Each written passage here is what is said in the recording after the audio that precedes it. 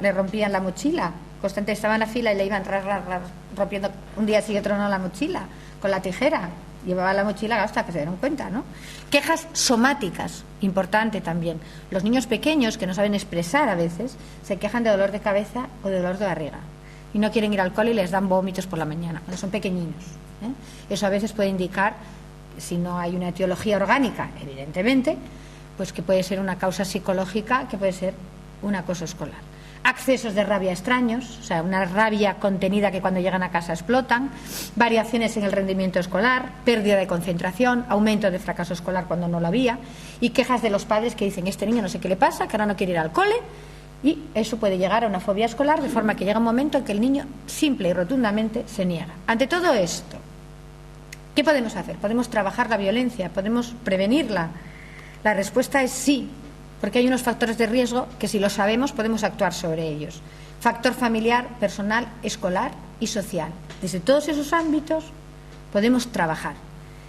Desde el aspecto familiar, una actitud emotiva que facilita el acoso es una actitud negativa, que no haya afecto hacia los hijos, incluso rechazo, alto.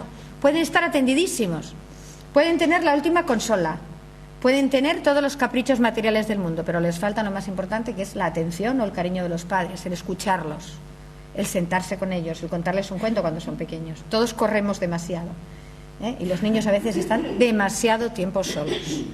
Grado de permisividad de los padres ante la conducta agresiva. Es decir, los niños deben de aprender donde hay límites, ¿no? Es las consecuencias que van a obtener si traspasan esos límites, es decir, el castigo adecuado.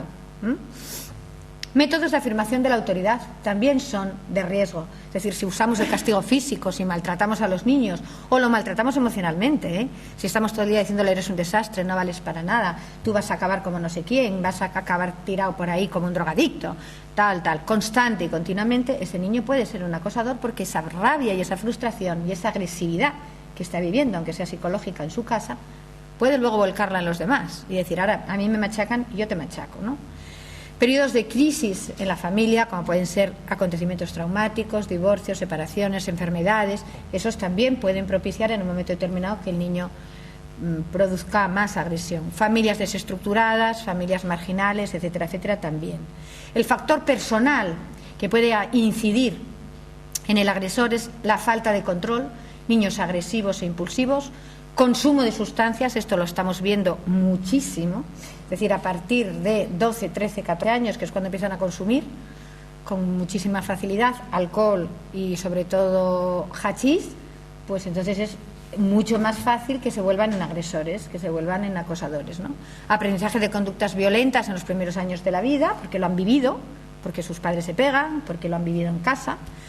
Y en la víctima, pues rasgos que pueden singularizar a la víctima, ¿no? Y hacerlo distinto. Por ejemplo, pues lo que les decía, obesidad, gafas, estatura, color de piel, manera de hablar, superdotación, infradotación, tímidos, poco sociables, superprotegidos, malos estudiantes, etcétera. Pero no son los elementos desencadenados, porque tenemos que tener en cuenta que un 75% tienen algún rasgo que los diferencia de los demás.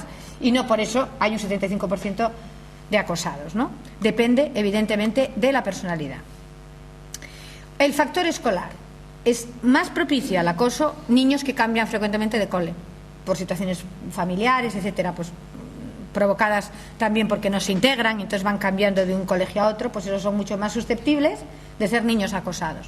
Chicos que ingresan nuevo en el contexto educativo, que vienen de contextos escolares muy diferentes, por ejemplo en los inmigrantes, etcétera, pues también pueden ser, ¿no? Porque la integración puede ser mucho más difícil.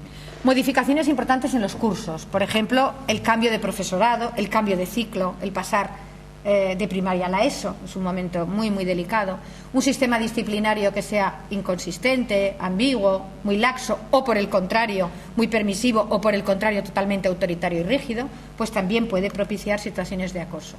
Y dentro del factor social, pues mire, muy claro, el contagio social, evidentemente.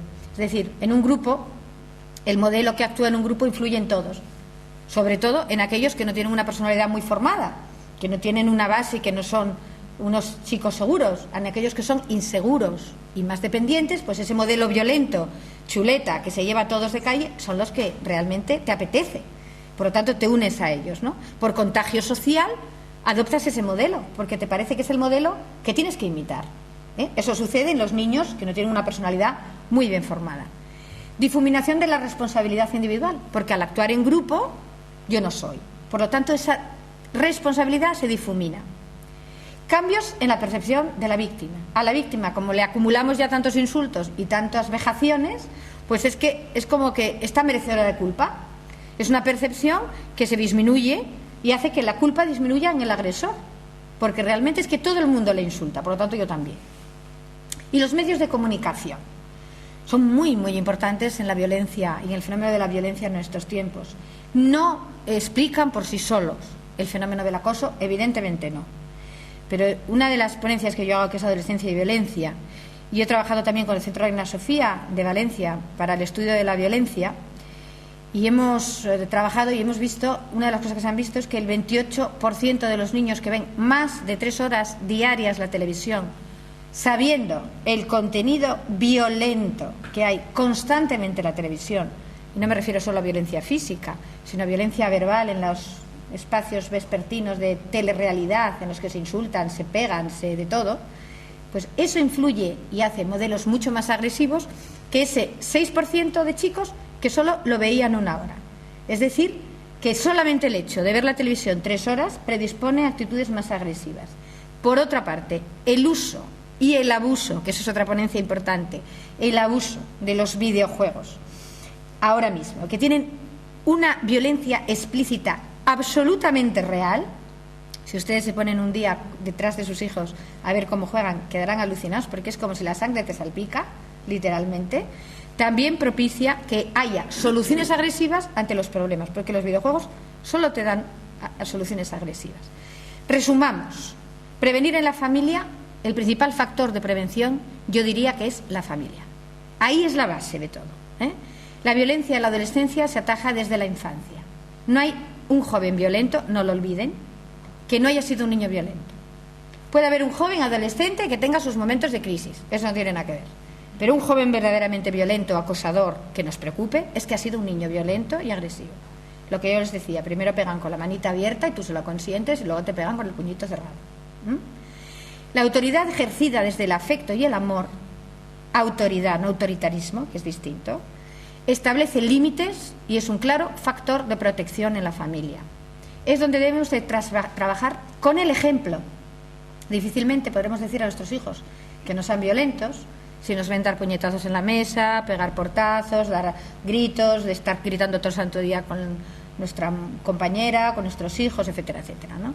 La cooperación, el respeto por el otro, la igualdad sexual, la igualdad con los demás, con las distintas razas. Si tú estás oyendo en casa, ese sudaca de tal y de cual, pues evidentemente vas a vivir y hacer lo mismo, ¿no? Actitudes y comportamientos que son básicos para el desarrollo de un niño sano. Y sobre todo, es en la familia donde tenemos que detectar cualquier indicio que puede indicarnos de que algo va mal. No traslademos toda la responsabilidad al colegio. Somos nosotros, que somos los padres, los que tenemos que ver, yo siempre digo la misma frase, con los ojos del alma, no con estos, ni con los oídos de estos de que estás haciendo algo en la cocina y estás oyendo mamá, mamá. No, escucha, párate y míralo. Y mira los ojos de tu hijo. Mira si te está diciendo las cosas y te está diciendo de verdad que está sufriendo. Aprende a interpretar sus cosas. Es ahí donde tenemos que ver qué es lo que está pasando y actuar en consecuencia. Ir al colegio, poner los medios que podamos de diagnóstico para ver si realmente ese niño está sufriendo un acoso, ¿no? Pero tanto para la víctima como para el acosador. Es decir, si detectamos que nuestro hijo está realmente siendo un niño agresivo.